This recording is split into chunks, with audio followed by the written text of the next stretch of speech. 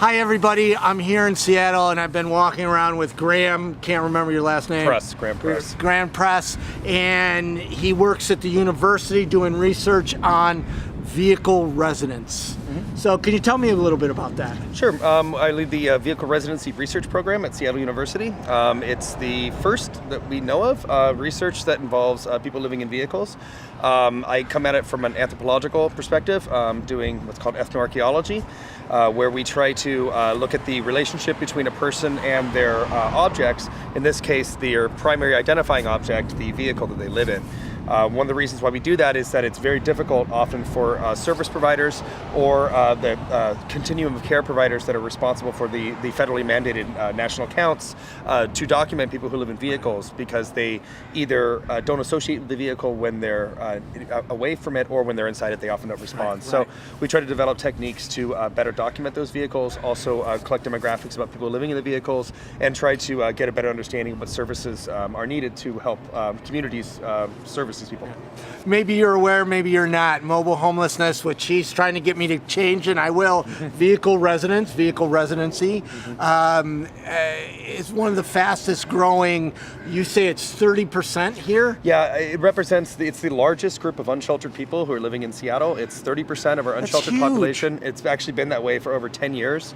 And it's actually going back 12 years ago, it's about 8 times what it was 12 years ago. So even though it's still 8 times what it was 12 growing, years ago. and it's going to grow with the boomer generation hitting 65, without savings, without health insurance.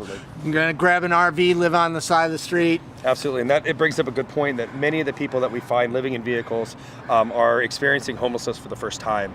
Many of them don't know how to navigate the resource system. Many of them are scared of the resource. That's right. One of an advocate put it a good way.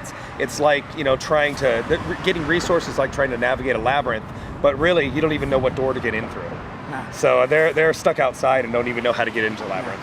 Now, you said there's 6 criteria or classifications. It has to meet 2 of them, of being able to classify or recognize a vehicle that people are living in. Can you go over them, please? Sure. Well, what we do is we have a system to identify vehicles as a residence. What we say is that if a vehicle has 2 characteristics out of the 6, then we say that it's a vehicle residence. They are that first is that the view from the front to the back is blocked. Because they got stuff, they're living there. Yeah, or it might have a sun shield over the front, or they might have cardboard over the back. Privacy. That's right. Then also that at least one of the side windows. Now, why is that? I didn't quite. Why the side window? Same thing. Typically, yeah, it's for privacy. But the reason why we say at least one of them is because a lot of times people will have the window that's facing the street blocked and not the one that's facing the parking lot. I've always wondered that. Thank you. Yeah, that's why. The third is that there's unfrozen condensation on the window. This is particularly important in the wintertime, especially in the northern states, because when we do the federally mandated counts, which are the last weekend of January, many vehicles just on the streets have frozen condensation. So if we tell people to look for condensation, well, there's going to be condensation everywhere. So we need to look for one specifically that's unfrozen. The fourth is that there's that the window is slightly ajar. There'll be at least one window that's slightly open, and that's to reduce condensation, ventilation. The fifth is that there are vehicles that are typically associated, there are items that are typically associated with vehicle residency, such as storage containers or a bicycle or a generator that are externally secured. And then the sixth is that there are a large amount of possessions, often within bags, like shopping bags, that may appear to be garbage or junk that are within the vehicle. A lot of times what we see too is that people will even build kind of a cubby underneath where the possessions are, so that if a door is closed, you won't see the person in there at all. You can't, because they're actually under a board or something. And so that's one of the reasons why we have this system, is that using this, our researchers can identify a vehicle that's being lived in from a block away without making any contact or shining a light in. So our friendly officers, they're doing their job, but they're just moving people around. It's a cat and mouse game that just causes taxpayer money. We call it whack-a-mole. Yeah. Yeah, 'cause you hit people one place, they pop up another. Right. And we just talked to a gentleman that has lived in his RV for 10 years, and he drives it 12 miles a year. Right. Because he's just avoiding the police and tickets. Right. And that's just stupid. Right. You know, and talk about solutions. You started something called safe parking. And you said the number one thing they need is, or the most dangerous. Well, one of our partners, Bill Curlin Hackett, who works with the Interfaith Task Force on Homelessness, one of the things he says is that living in a vehicle is the most expensive way to be homeless. I think that is true, and I think that when someone lives in a vehicle, there's a cycle of harm that is very difficult to get out of. But the only reason What do you mean cycle of harm? Well, that when someone begins living in the vehicle by trying to live within this very limited legal space and trying to avoid the parking enforcement, playing this game of cat and mouse, they develop what's called a workflow. And what that is where any contact that's made with the vehicle, regardless of whether it's a ticket. The police have a workflow. That's right. The police have a workflow, and that it's just a long-term documentation of the vehicle. Well, what happens is over time, when a patrol officer comes up because of, say, a crime being reported in the area, and they pull up the information on the vehicle, it's got a 20-page deep workflow, which then can be grounds for having the vehicle impounded. The officer thinks the person's thumbing their nose in the law, when in reality they're trying to live within this really restricted space.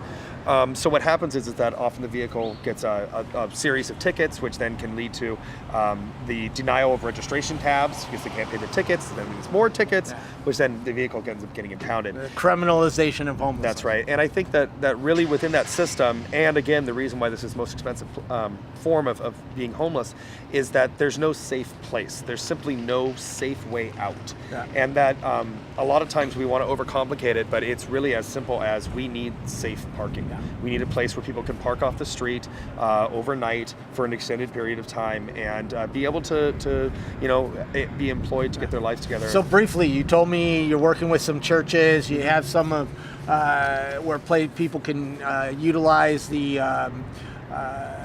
shower and maybe a kitchen, and that's working. You're getting people a safe place to park.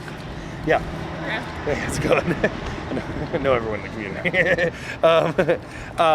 Yes, we are. We're doing this. It's called the Safe Parking Program. We have 2 churches right now. There's another 4 that are actually supposed to be coming on in the next couple months. And what they do is they provide people with a place for 90 days to start, and then there's a 90-day rehab period afterwards. They also get case management, and they get access to the bathrooms, and typically a food preparation, food storage, also a place to hang out during the day and at night.